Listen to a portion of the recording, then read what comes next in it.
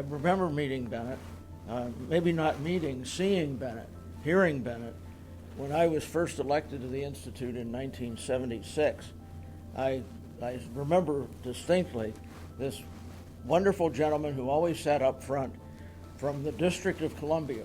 And this guy had read every draft. He had intelligent comments on all of them. And it just it was so intimidating. And then when I finally did meet him, which was, probably a year or two later, he turned out to be such a pussycat. He's such a nice guy. And it was at the very first annual meeting that I came to 20 years ago when I was first elected to the American Law Institute. And I don't remember what project it was, but there was this incredibly complicated draft, which I'd read and didn't have a complete grasp on. And this man, it turned out to be Bennett, got up and said to the reporter, "Look at line 15 on page 20, and then look at line 34 on page 145. You can't possibly be saying both of those things." And everyone looked at the first one and looked at the second one and said, "He's right." And I thought, whoa, there is a man who has a great brain and who also reads things incredibly carefully. So a wonderful thing about the ALI is that the people who engage in our work are not doing it for gain or glory, but just because they love the law. And Bennett just loves the law. And you can see that in his Greenbag articles and his involvement in ALI since 1951. He became a member in 1951. He joined the council in 1972 and became the treasurer in 1975. And his influence is everywhere. One really saw Bennett as, in a way, the model of a council member. And for me, I was always impressed that Bennett seemed to read all the drafts, had comments on all the drafts, and that's, in a way, that kind of renaissance, both knowledge and devotion to the intellectual process of the ALI. That's what Bennett was. Bennett would sit in the front row. I was up on the stage. I was kind of trying to follow what was going on, trying to decide if we were making progress, trying to decide if this work could get a vote of approval, or should, or shouldn't. And Bennett and I were trading eye fluctuations, and he was signaling things to me, and I was signaling things to him. Someone early on told me Bennett Boskey was the only person in the Institute who read every word of every draft. I don't know about being the only person, but it certainly appeared to be the case that he had read every word of every draft, and it was sort of an inspiration to everyone else to try to take our duties more seriously and read more of the drafts ourselves. But it was really quite remarkable how much time he committed over the years, how many different kinds of projects he had serious substantive comments on, and I think he invented the Boskey motion. Were it not for the Boskey motion, our projects might never get completed or might take years longer than they already take, and they already take quite a long time.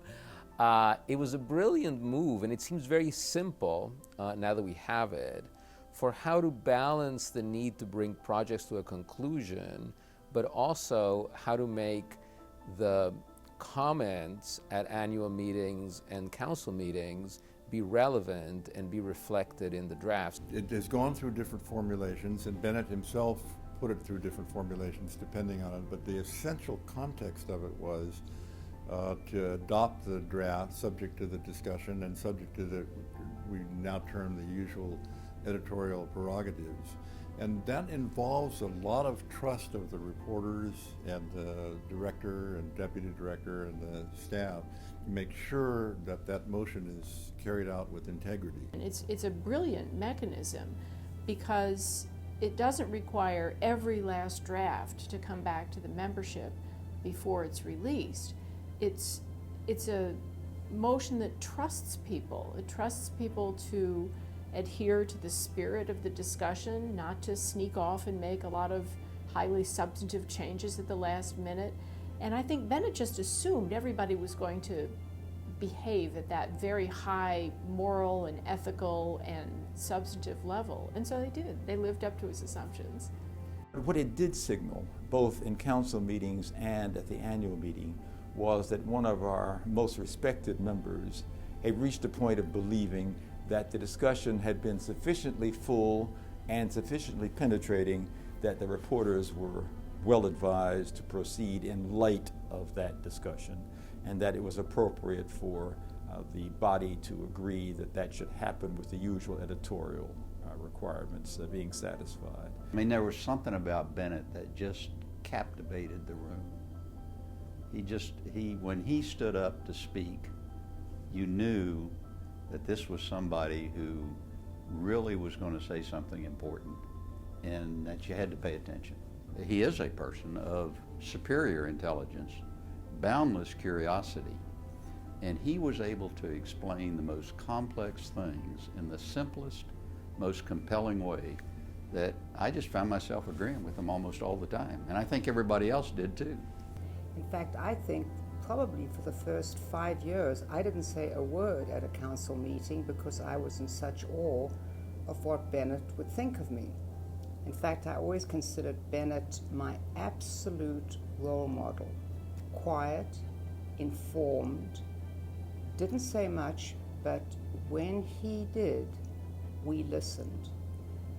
At any occasion, I used to make a point of trying to sit next to Bennett so that I could learn from him as much as I possibly could. I'd like to read something that Bennett himself wrote about himself and the ALI, which seems to me to sum up what Bennett was and what he hoped this organization would be. He asks, what is the ALI? It is the solid alliance, isn't that wonderful? The solid alliance of a wisely selected group of practicing lawyers, judges, and academics working together to produce major reforms that will facilitate adjusting the law to the changing needs of society as one generation gives way to the next. It is this always continuing need of adjusting the law that has been the dominating motive as the Institute moves in the direction of its 100th birthday to take place in the year 2023. He truly was a man of vision.